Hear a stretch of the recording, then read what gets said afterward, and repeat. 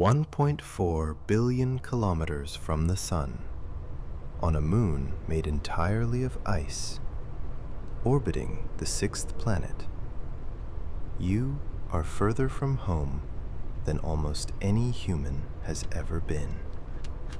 This is Enceladus. This is the edge. This is where you work and rest and witness wonders. Your gloved hand finds the outer airlock handle, thick industrial metal, so cold that even through triple insulated gloves, you feel it trying to leach the heat from your fingers. The handle resists in the way it always does at -200 degrees, the lubricant sluggish, and you have to pull hard.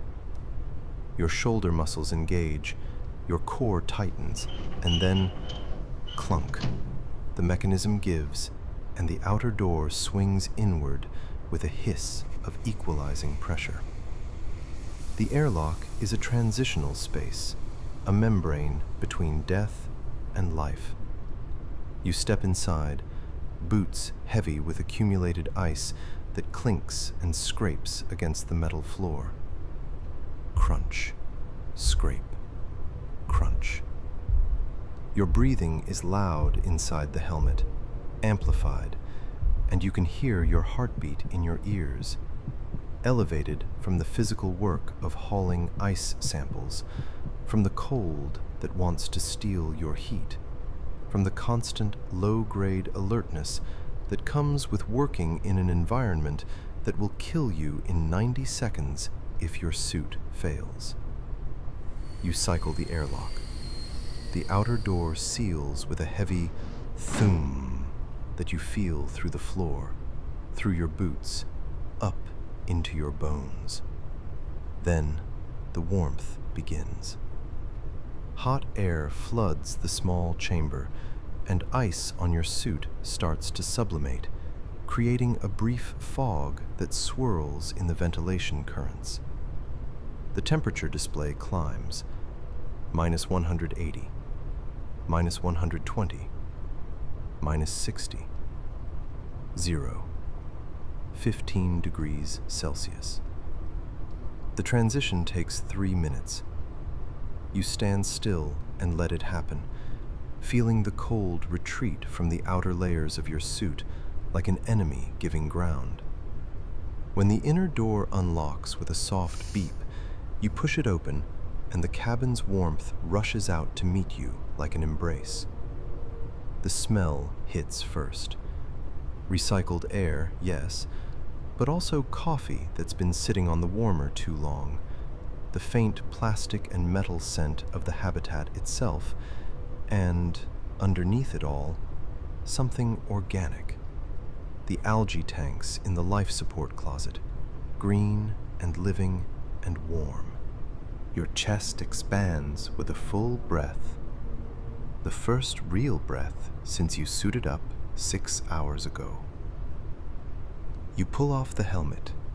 The seal breaks with a soft hiss, and suddenly sound changes, no longer muffled and internalized, but open. The cabin hums. The heater is running full blast, a deep, steady purr that vibrates through the walls. The water recycler gurgles quietly in its alcove. The window, double-paned, heated to prevent frost, makes tiny tick-tick sounds as temperature differentials shift its molecular structure. Your hands are shaking slightly as you work the suit seals, not from cold, not anymore, but from the adrenaline dump that comes with re-entry to safety. Each seal releases with a click hiss. Chest plate, arm joints, waist ring, leg sections. The suit is heavy, and removing it is like being born, like shedding an old skin. Piece by piece, you hang it on the rack. Clank, clank. until you're standing in just the thermal underlayer, thin fabric clinging to your body with sweat. The cabin's floor is textured metal, slightly warm under your socked feet. You stand there for a moment, just feeling it. Solid ground, enclosed space, air you can breathe. The window shows the ice field stretching away toward the horizon, and beyond it, Saturn hangs like a god's eye, rings brilliant and impossible. You're inside now. The cold is outside. The membrane holds. Shoulders drop. Your jaw unclenches. The shift is over. To be warm.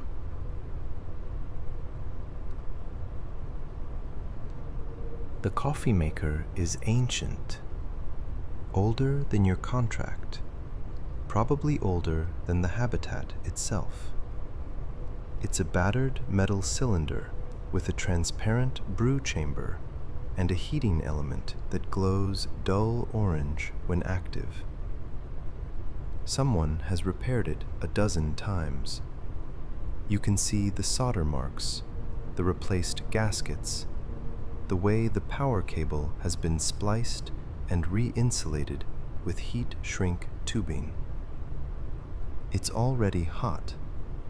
You programmed it to start brewing 20 minutes before your scheduled return, and now it sits on the counter, gurgling softly, filling the small cabin with the smell of over-extracted coffee that's been sitting too long on the warming plate. It smells burnt and bitter and perfect. Your mug waits beside it. Heavy ceramic, off-white with a faded logo from some mining corporation you've never heard of, probably 3 owners ago. The mug is warm to the touch even before you pour. It's been sitting next to the heater vent, pre-warming, another small part of the ritual. You wrap both hands around it, feeling its weight, its solidity. The ceramic is smooth, except for one chip on the rim where someone dropped it years ago. Your thumb finds that chip automatically, rests there, a tactile anchor point. You pour slowly. The coffee is thick, almost syrupy, dark as the space between stars. It streams into the mug with a sound like glug glug glug, and steam rises. Visible, abundant steam that carries the scent up into your face. You close your eyes and just breathe it in. Heat. Moisture, the bitter, rich smell of caffeine and roasted beans. The first sip is always too hot. You know this. You do it anyway. The liquid touches your lips, almost painful, but not quite. And then you're tasting it. Bitter, strong, with an undertone of the recycled water's mineral content. It travels down your throat, a line of heat descending into your chest, and spreads. Your stomach receives it.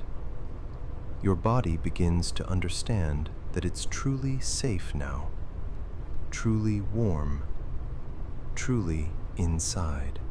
You carry the mug to the window seat, a small padded bench built into the wall beneath the main viewport. The cushion is worn smooth, compressed by years of bodies sitting in exactly this spot, doing exactly this thing. Drinking the first warm beverage after a shift, watching the ice fields and the impossible sky. Saturn dominates the view. The planet is in waxing phase from this angle, 3/4 illuminated. and the rings cut across it at a slight tilt. The rings are impossibly detailed. You can see the Cassini division, the darker B ring, the subtle color variations from ice particle size differences. Beyond Saturn, stars. So many stars, unfiltered by atmosphere, steady and cold. Closer, the ice field stretches away in rolling formations. The surface here isn't smooth, it's tortured, refrozen, cracked and healed 1,000 times by tidal flexing and geyser activity. Your work site is visible about 200 meters out. The drilling rig, the sample collection array, the storage cylinders. From here, they look small, manageable. Not the looming industrial shapes they become when you're suited up and working among them. A geyser erupts on the horizon. You can see the plume, backlit by Saturn shine, rising in a graceful arc before the crystals fall back down in slow motion. Enceladus's low gravity making everything dreamlike. You sip the coffee. The cabin hums. Your body settles. This is the moment you work for. Not the paycheck, not the contract completion bonus. This. Warmth after cold, rest after labor, the quiet satisfaction of survival.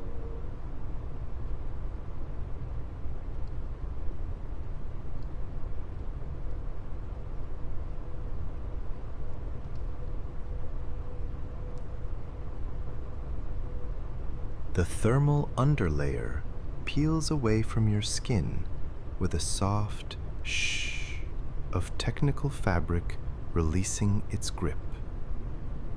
You've been wearing it for 6 hours, and it's damp with sweat. Not soaking, but enough that you feel the slight coolness as it separates from your body. The air of the cabin touches your skin. Shoulders, arms, chest, and you shiver once despite the warmth. Exposure, vulnerability. The underlayer drops to the floor with barely a sound, just a soft whoomp of collapsed fabric. The shower is barely worthy of the name.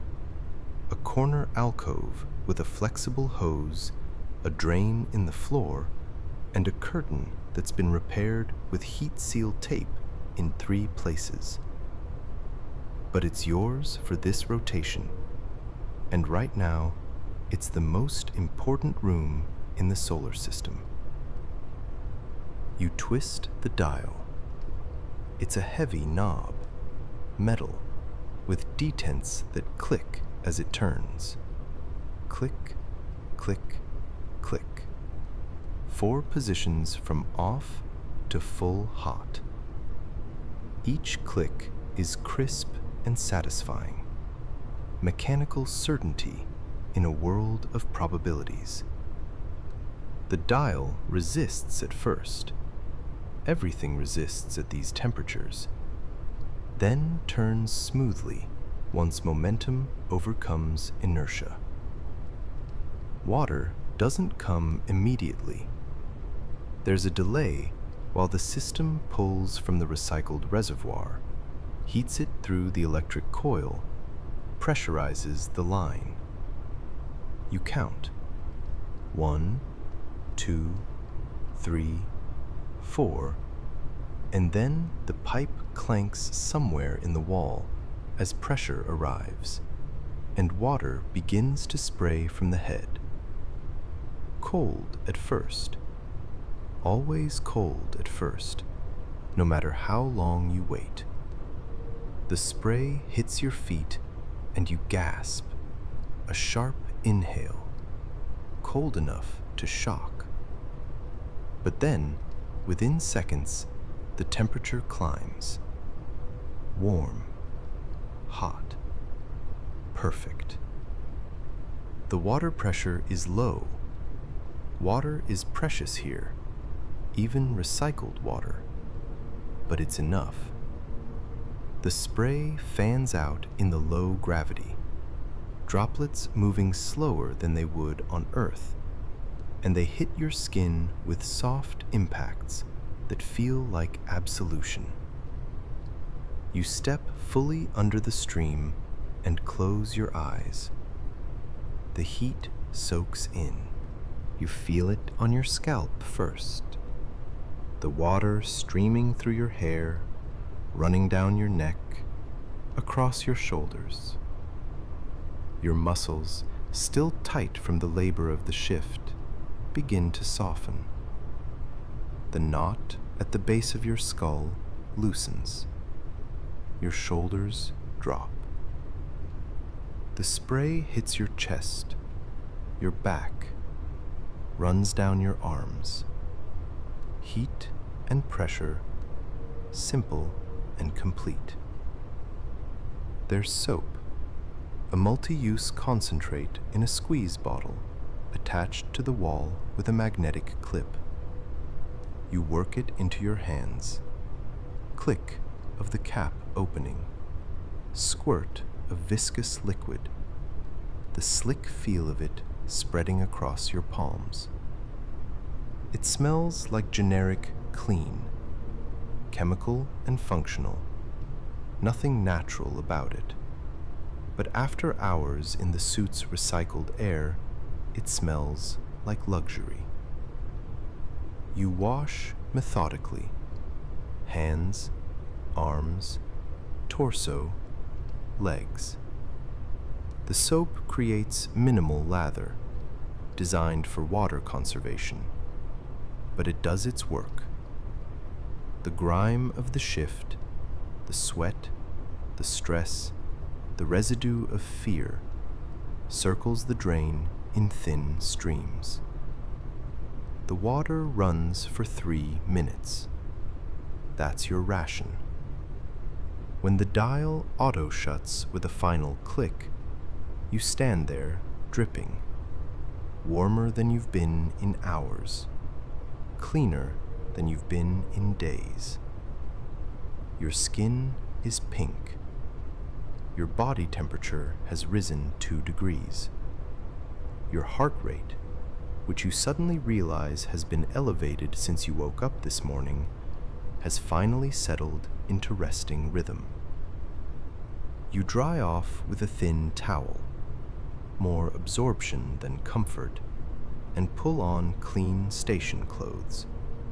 Soft gray fabric, worn by use, smelling faintly of the lavender the laundry system adds. The person who went outside is not the person standing here now. The shower has remade you.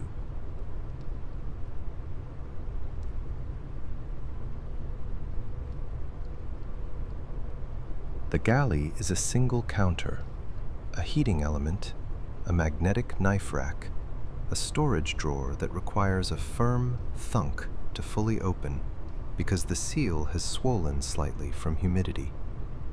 You pull it open now, feeling the resistance, then the give. Inside, meal packets in silver mylar, each labeled in faded marker. Protein blend C, vegetable medley, carb base 7. Nothing has a real name. Nothing looks appetizing in the package. But you've learned, over months here, that food is ritual. It's not about flavor, though some packets are better than others. It's about the doing, the preparation, the waiting, the consumption. It's about taking time that belongs to you alone. You select Protein Blend C. It's vaguely chicken-like, or maybe you've just convinced yourself it is, and Vegetable Medley, which contains nothing that ever grew in soil, but the texture is green bean adjacent. The packets crinkle in your hands, that distinctive mylar sound, sharp and synthetic. You tear along the perforated edge. Rip. The smell that emerges is neutral, promising nothing, threatening nothing. The heating element glows when you activate it, a coil that turns from black to dull red to bright orange over 30 seconds. You set the first packet on it and hear the immediate sss as the bottom layer makes contact. The packet inflates slightly as interior moisture turns to steam.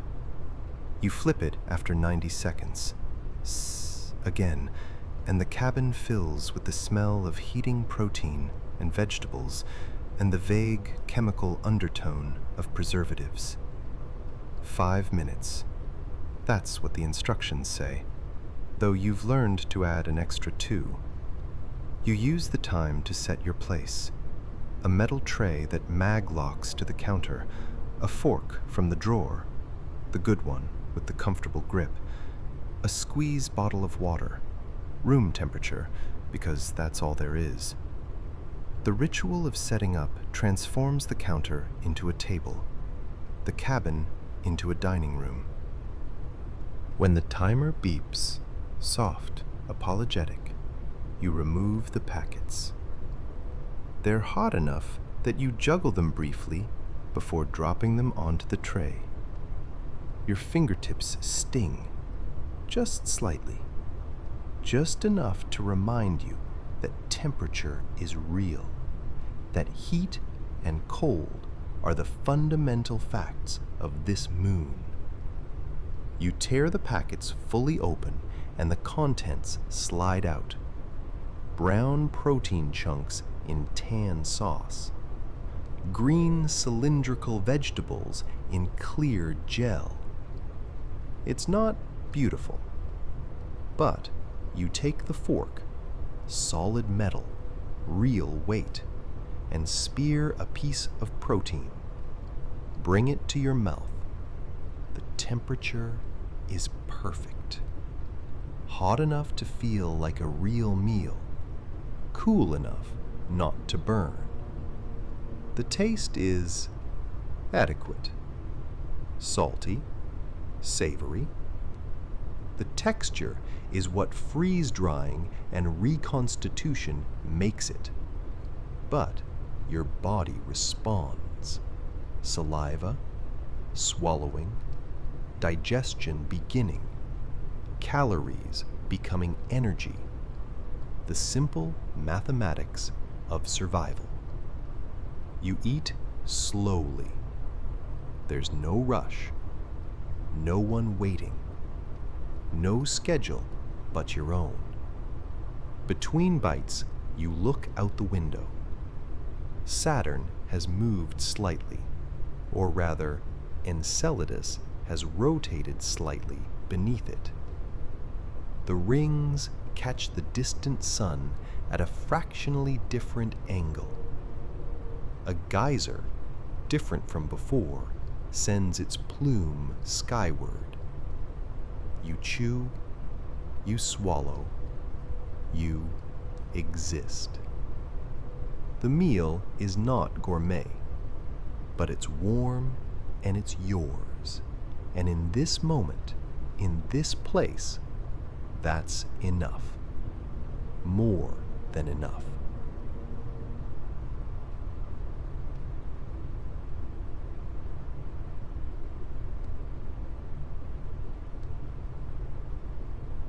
The evening maintenance log sits in a binder clipped to the wall beside the equipment locker.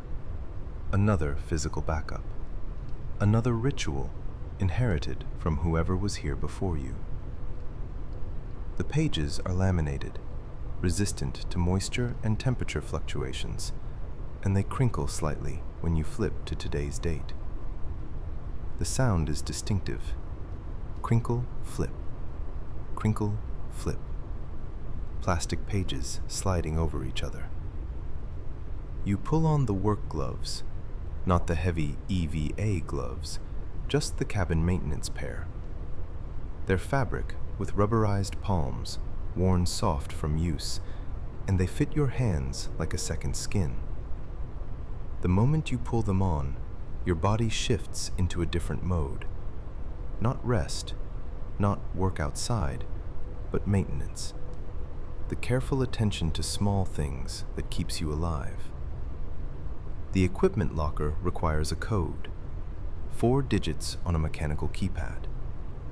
Your fingers know the pattern without thinking, muscle memory typing the sequence. Each button press gives tactile feedback, a soft click, click, click, click, and then the lock disengages with a heavier clunk. The door swings open on smooth hinges, revealing the organized chaos inside. Spare parts, diagnostic tools, emergency supplies, backup power cells. You begin the checklist. Oxygen scrubber filters. You pull the primary filter cartridge from its housing. It comes out with a twist and a pop of released air pressure. Hold it up to the light. The material inside should be white or pale gray. If it's dark, it needs replacement. This one is still good. Pale gray, mostly clean. You note it in the log. Filter 1A, 70% capacity remaining. Your handwriting in the previous entries, going back weeks, creates a visual rhythm down the page. Backup heating coil. You trace the wiring with gloved fingers, checking for fraying, for heat damage, for any sign of wear. The coils are warm, always ready. The insulation is intact. Good. Check. Emergency suit patch kit. You open the small metal case, click of latches releasing, and inventory. 3 patches, 1 tube of sealant, half full, 1 inflation bulb. Sufficient. You close the case. Click. Each item on the list is a small prayer against disaster. Each check is a promise to your future self. I am taking care of you. I am ensuring you survive. The ritual takes 20 minutes. Your body knows the rhythm now. Reach, check, note, return. Reach, check, note, return. There's a meditative quality to it, a quieting of the mind that comes from focused attention on simple, critical tasks. Your breathing slows. Your shoulders stay loose. This isn't stressful maintenance. It's caring maintenance. When you reach the end of the list, you sign and date the log. Your signature in pen, permanent. A record that you were here, that you did the work, that the next person, whether that's you tomorrow or someone else in 3 months, will have functional equipment because you took the time. You close the locker. Clunk. Remove the gloves. The fabric peels away from your skin with a soft shh. Hang them on their designated hook. The cabin is secure. The systems are checked. You've done your part in the endless negotiation with entropy. Outside the window, Saturn watches. The rings catch the light. A geyser plume rises, falls, rises again. Everything is as it should be.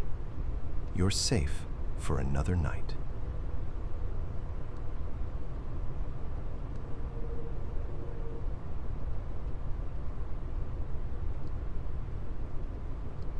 You've dimmed the cabin lights to nearly nothing. Just the red emergency strips at floor level and the soft amber glow of a single reading lamp positioned away from the window. The less interior light, the better you can see outside. The window becomes not a barrier, but a portal. and the ice field beyond resolves into clarity. Saturn hangs in its eternal position, rings tilted at 40 degrees, the planet 3/4 illuminated. The light it reflects, sunlight from a star 1.4 billion kilometers away, is cold and blue-white, and it paints the ice field in shades of silver and shadow. You can see the texture now: ridges, cracks, pressure formations where tidal forces have warped the surface. Your work site is a small cluster of shapes, dark against pale ice. And then, on the horizon, you see it beginning. The geyser starts as a tremor in the ground. You feel it through the cabin floor before you see anything. A subtle vibration that makes the water in your cup ripple. Tick, tick, tick from the window as the glass responds to the seismic shift. Your heart rate picks up, just slightly. Anticipation. The ice surface bulges. You can see it even from this distance. A dome forming, pressure building beneath. And then, eruption. The plume explodes upward in near silence. You can't hear it directly, only the muffled rumble through the ground and cabin structure. Water vapor and ice crystals, superheated by tidal friction deep below, blasting through the crust at hundreds of meters per second. The plume rises and rises and rises. 100 meters, 500, 1,000, 2,000. It doesn't stop. In Enceladus's low gravity, the particles travel higher than they have any right to, reaching towards space itself. The plume catches Saturn light and transforms. The ice crystals become 1,000,000 tiny prisms, and suddenly the column is rainbow. Blues, purples, subtle golds, colors shifting as the particles tumble and refract. It's a fountain of light in the darkness, a pillar connecting moon to void. You realize you've stood up without deciding to. Your hand is pressed against the window glass, cold, smooth, vibrating slightly from the geyser's seismic energy. Your breath has fogged a small circle on the glass around your palm. Your chest feels expanded, open. This is why you're here. Not for the paycheck. For this. The plume reaches its apex. You estimate 3,000 meters, maybe more. And then gravity begins to win. The particles slow, stop, begin to fall. But the eruption continues at the base, so there's a constant cycle, rising, falling, rising, falling. The rainbow column shimmers and pulses. Ice crystals begin to settle on the surrounding surface, adding another microscopic layer to the ancient accumulation. You watch for 10 minutes, 15. Your body is completely still except for your breathing.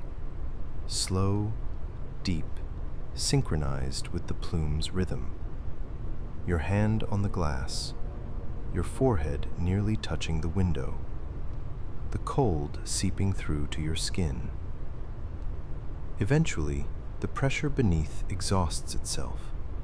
The plume weakens, thins, becomes a mist, then a whisper, then nothing.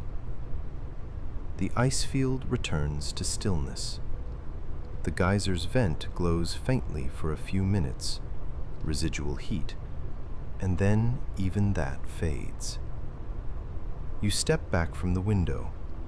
Your hand leaves a print on the glass, palm, fingers, the fog of your breath.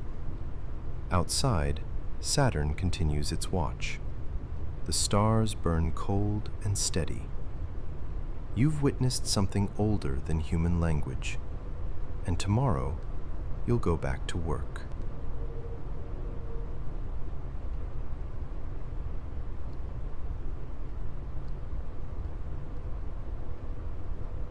The bunk is narrow but sufficient. A padded shelf built into the wall with a privacy curtain that can be drawn closed. The mattress is gel foam, designed to distribute pressure evenly in low gravity, and it's covered with sheets that have been washed so many times they're soft as silk. You pull back the blanket, heavy, weighted, designed to provide pressure therapy in environments where bodies forget what weight feels like. And the fabric makes a soft whoosh as it folds. You've changed into sleep clothes, loose thermal pants and a long-sleeve shirt, both in charcoal gray, both worn comfortable.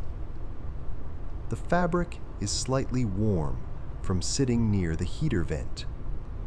When you pull the shirt over your head, you catch the faint scent of synthetic lavender from the laundry system, and it triggers an immediate relaxation response.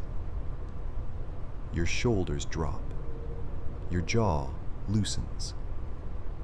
The pre-sleep checklist is shorter than the maintenance list, but no less important. You move through the cabin, touching each system. Lower the main lights to night mode. Dim amber becomes dimmer red. Set the heater to sleep temperature, 2 degrees cooler, better for rest. Check the door seal, secure.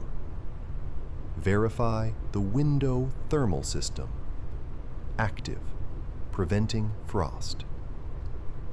Each small action is a message to your body. We're preparing for sleep. We're transitioning to rest. You can let go now. At the small sink, you brush your teeth. The water is cold, conserving the heater's energy, and it makes your gums tingle.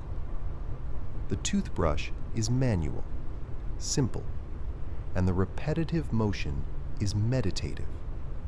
Back and forth, back and forth. The soft bristles on enamel making a quiet shh, shh, shh sound. You spit, rinse, and the ritual completes. You return to the bunk and climb in. The gel mattress receives your weight and redistributes it, conforming to your spine, your hips, your shoulders. The pressure is even, supportive. You lie on your back for a moment, feeling your body settle, and then reach for the blanket. It's heavier than it looks, 3 kilograms, enough to trigger the nervous system's pressure receptors, enough to tell your body, you're held, you're safe, you can stop vigilance now. You pull it up to your chin, and the weight settles over your chest, your legs, your feet. Immediate comfort. Your breathing deepens automatically. The weight on your chest creates slight resistance, and your diaphragm has to work just a little harder, and the effort is paradoxically calming.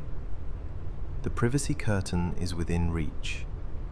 You draw it closed with a soft shh of fabric on rail, and the bunk becomes a cave, a cocoon, a space within a space.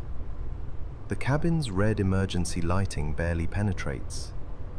You're in near darkness now, held by mattress and blanket, enclosed by curtain and wall. Outside, beyond the window you can no longer see, Saturn wheels through its orbit. The ice field settles and cracks. Geysers erupt and subside. The universe continues its vast, patient work. But here, in this small, dark, warm place, none of that touches you. Your eyes close. Your breathing slows. The last conscious thought you have is a simple one. I am warm. I am safe. I am exactly where I need to be. And then, like falling into deep water, you let go. Sleep rises to meet you.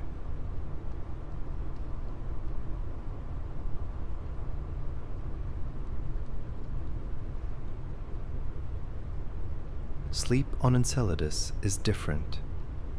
It's not the gravity. You've adjusted to that. Your body has learned to rest in 1/7 Earth weight. It's not the sounds. The cabin's hum has become white noise, a lullaby of functioning systems. It's something else. Something about the distance. About being so far from anything familiar that your nervous system finally, fully surrenders the idea of vigilance. You sleep deeply, dreamlessly. Your body does its repair work. Muscles rebuild, immune system patrols, memories consolidate into long-term storage. Your heart rate drops to its lowest ebb. Your breathing becomes so slow and deep that the blanket barely moves. You are, for these hours, as close to hibernation as a conscious human can be. But even in deepest sleep, some part of you remains aware. The part that's kept humans alive for millions of years. The part that notices changes in light, in sound, in the quality of the air. And so, when the aurora begins, you wake. Not suddenly. There's no alarm, no threat. Just a gradual surfacing, like rising through warm water toward light. Your eyes open slowly. The privacy curtain is still drawn, but beyond it, something has changed. The cabin is glowing. You push the curtain aside, soft shh, and see it. The window, filled with color. Not the cold silver of Saturn light, not the red of emergency lighting. Color, moving color. You slip from the bunk, barefoot on the cool metal floor, and cross to the window. The weighted blanket falls away. The cool air touches your skin. You don't care. The aurora dances across the ice field. Enceladus doesn't have a magnetosphere, not really, but Saturn does, and the moon orbits through it, through the complex interactions of charged particles and magnetic field lines. When conditions align, when the solar wind gusts just right, the particles cascade down and interact with the thin atmosphere created by the geyser's constant output. And light results. Green mostly, oxygen emission lines, but also red and blue, and colors you're not sure have names. Curtains of light ripple across the sky, vertical sheets that wave like flags in a wind that doesn't exist. They pulse, brighten, dim, shift. The ice field beneath reflects them, doubling the effect, creating a world made entirely of luminescence. Your hand finds the window again, that same spot, now familiar. The glass is cold. Your breath fogs it, but you don't move. The aurora's light moves across your face, green, then red, then green again. Your eyes are wide. Your heart, which had been so slow in sleep, beats faster now, not with fear, but with something else. Joy, maybe, or wonder, or the peculiar satisfaction of being alive in a moment that will never come again. Not exactly like this. The display lasts 10 minutes, 15. Then, as Saturn's rotation carries Enceladus into a different position in the magnetosphere, the lights begin to fade. The greens dim first, then the reds. The curtains thin, become wisps, become memory. The ice field returns to its normal state, silver, shadowed, patient. But you've seen it. You've been awake for the gift. You return to the bunk, still warm from your body. Pull the blanket over yourself. Close your eyes. But behind your eyelids, for a long time after, you still see green light dancing. Still feel the wonder that made you human. Still know, bone deep, that you are part of something impossibly vast and impossibly beautiful.